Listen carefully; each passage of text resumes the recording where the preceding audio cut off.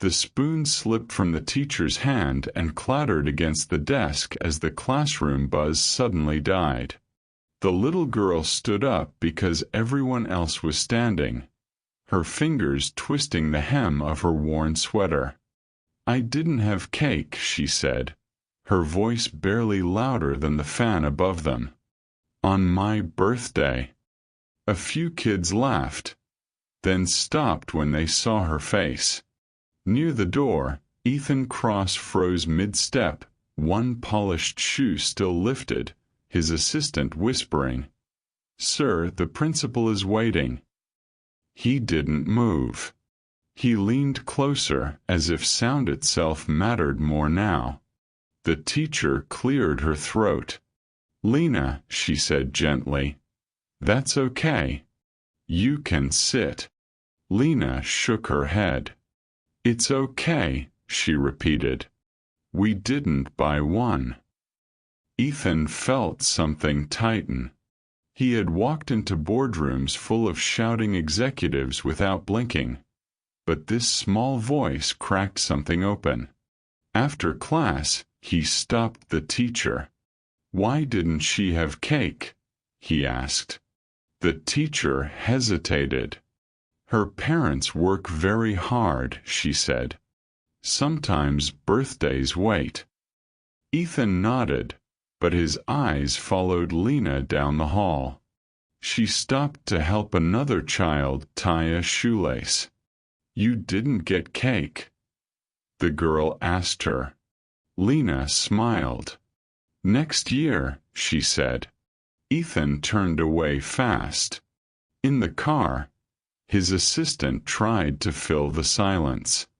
"We can donate more supplies," she offered. Ethan stared out the window.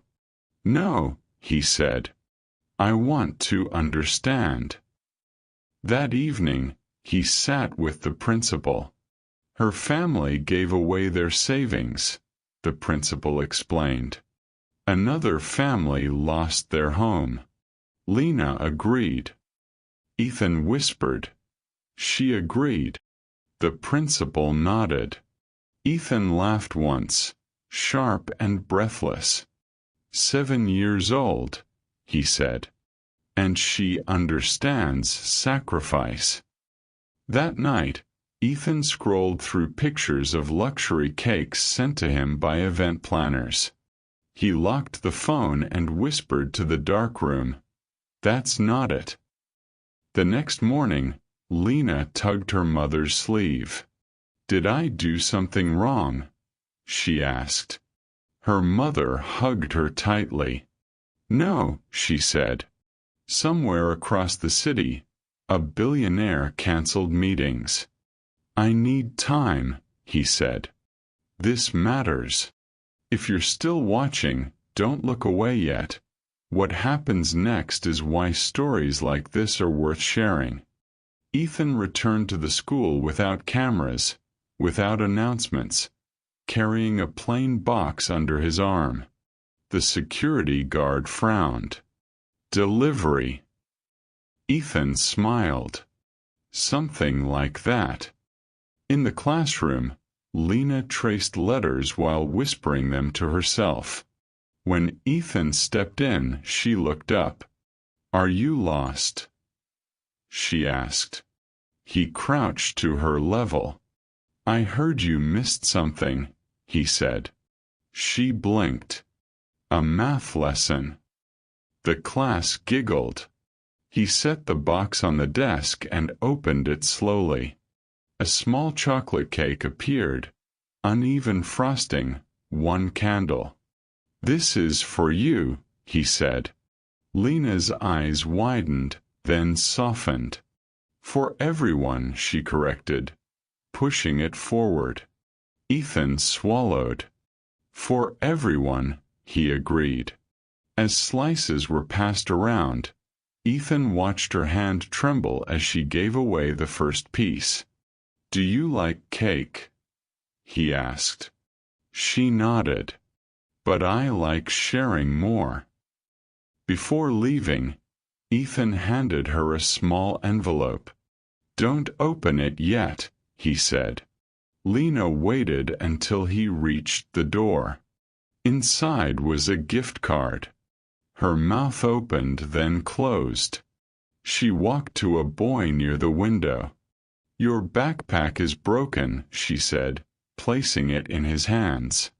"You can get a new one." Ethan stepped outside and pressed his palm to the wall. His assistant whispered, "Sir." He shook his head. "We do more," he said. That night, calls were made. Quiet ones. A fund was created. A job offer drafted. A school kitchen upgraded. No press releases followed. Weeks passed. Lena's father came home smiling. "Guess what?" he said. "I start work Monday." Lena clapped. "Did we win something?" she asked. Her mother hugged her, eyes wet. "Something like that." Years rolled forward. Lena studied late, volunteered often, spoke kindly. She never knew the name behind the changes. Ethan watched reports from a distance. "She's thriving," his assistant said one evening. 10 years later, a young woman stood backstage gripping note cards, her heart racing. "You'll be great," the coordinator whispered. Lena nodded and stepped into the light. "I'm here because someone listened," she said into the microphone. "I once said I had no cake on my birthday. I didn't know it mattered." In the back row, Ethan sat still, older now, hands folded. Lena continued, "That day taught me something. Being seen can change everything." Applause rose, wave after wave. Ethan felt tears spill freely. After the ceremony, Lena wandered into the hallway and nearly bumped into him. "I'm sorry," she said, then paused. "Do I know you?" Ethan smiled gently. "No," he said. "But I know you." She laughed nervously. "That's a little mysterious." He nodded. "Keep being who you are." As she walked away, she called back, "Thank you for coming." Ethan stayed until the hall emptied. His assistant finally spoke. "Do you regret not telling her?" Ethan shook his head. "This was never about me." Outside, the city hummed, unaware of the quiet miracle it held. Ethan looked up at the sky and whispered, "Happy birthday, Lena." Somewhere across town, Lena cut a cake surrounded by friends, laughing loudly.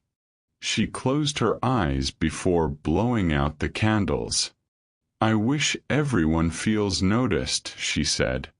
The flame went out. If this story made you feel something, don't keep it to yourself. Like the video, share it with someone who needs hope, and comment what this story reminded you of. Subscribe for more stories that prove even the smallest moments can change lives.